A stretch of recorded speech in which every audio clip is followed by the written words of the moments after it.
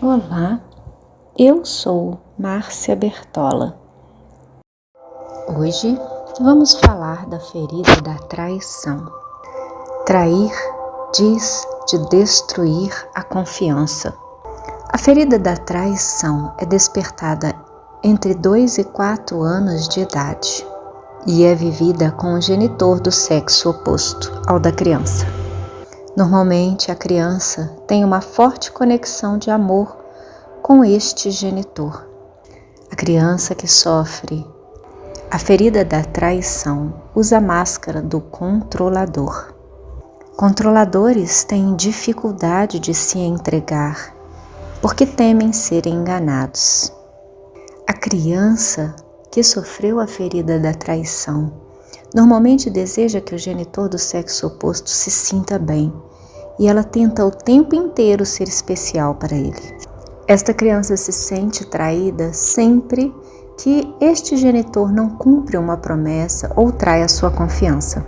A criança que sofre essa ferida vai procurar controlar as situações para garantir que os compromissos que assumiu sejam respeitados e para ser fiel e responsável, assegurando também que os outros cumpram seus compromissos com ela.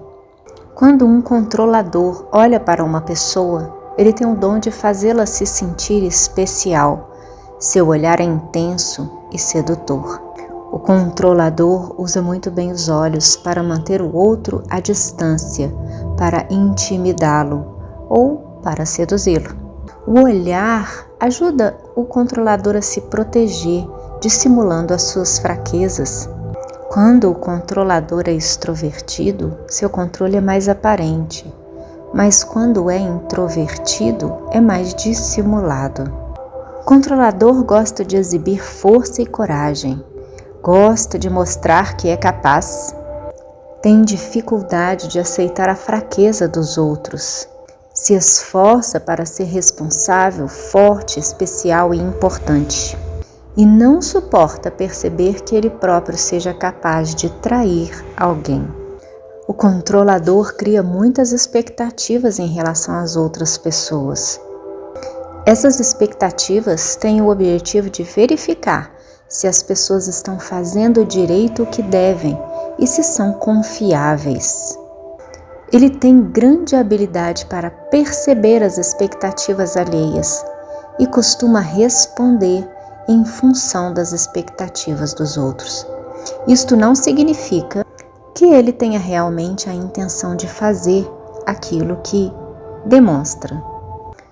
O controlador tem uma personalidade forte, afirma suas crenças e espera que concordem com elas. Quando forma uma opinião sobre alguém ou alguma situação, tem convicção de que a razão está do seu lado. E ele pensa mesmo que quando alguém o compreende, é porque está realmente de acordo com ele.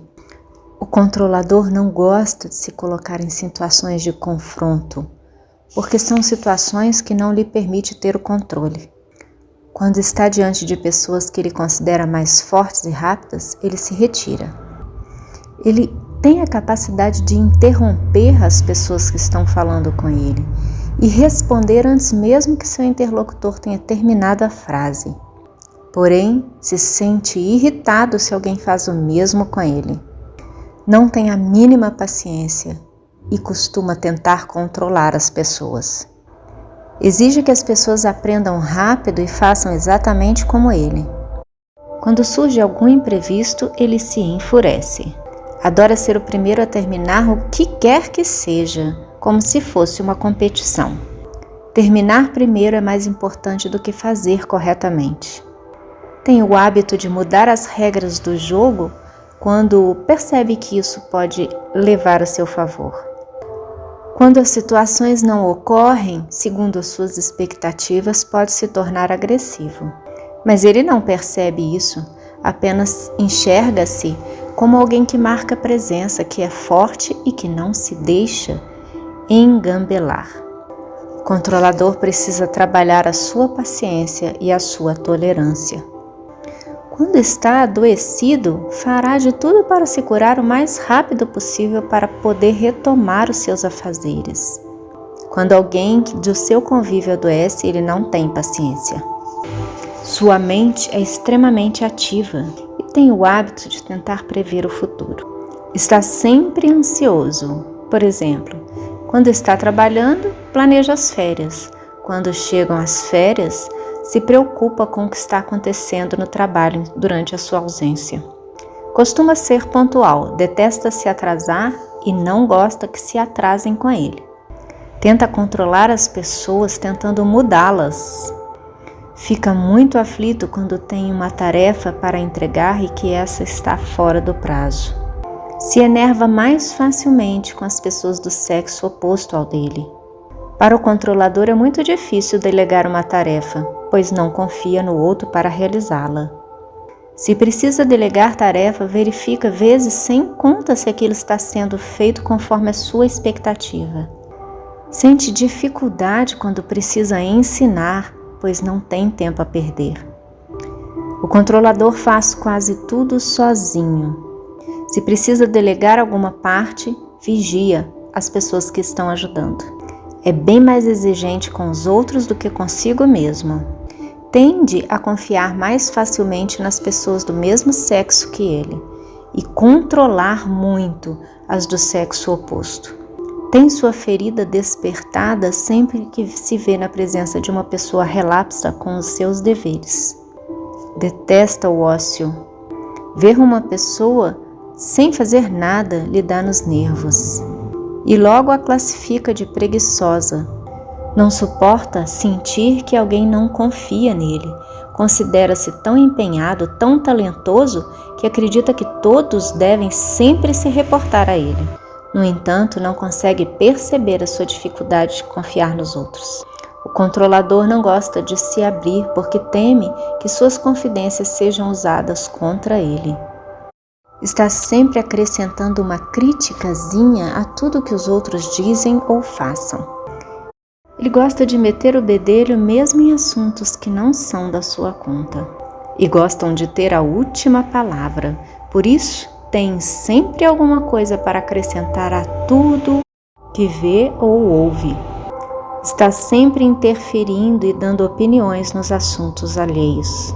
Por se julgar mais forte do que as pessoas, costuma se encarregar de tudo. Acha que ele deve ajudá-las a organizar suas vidas e não compreende que age assim para ter o controle. Cuidando de tudo, o controlador pode controlar como e quando as pessoas farão as coisas. Gosta de exibir a sua própria força. Por outro lado, ele pode ser muito sensível, embora essa sensibilidade nunca apareça, porque ele está sempre ocupado demais mostrando a sua força e capacidade. E muitas vezes o controlador procura cuidar dos problemas das outras pessoas para não se tornar vítima de traição, ou para se certificar de que essas pessoas vão corresponder às suas expectativas. Embora ele passe grande parte do tempo controlando, não gosta de ser vigiado e se sente inquieto diante de pessoas autoritárias, porque julga que querem controlá-lo. O controlador encontra sempre uma boa razão para fazer as coisas à sua maneira e justificar por que é melhor assim. Ele admite as suas dificuldades e os seus medos, mas se recusa a falar de suas fraquezas. Prefere fazer as coisas sozinho, já que prefere tudo do seu jeito, mas gosta quando as pessoas reconhecem e notem o que ele fez. Em todas as oportunidades se mostra impetuoso, corajoso e forte, e prefere sempre se guiar por sua própria cabeça. Só faz o que ele quer fazer.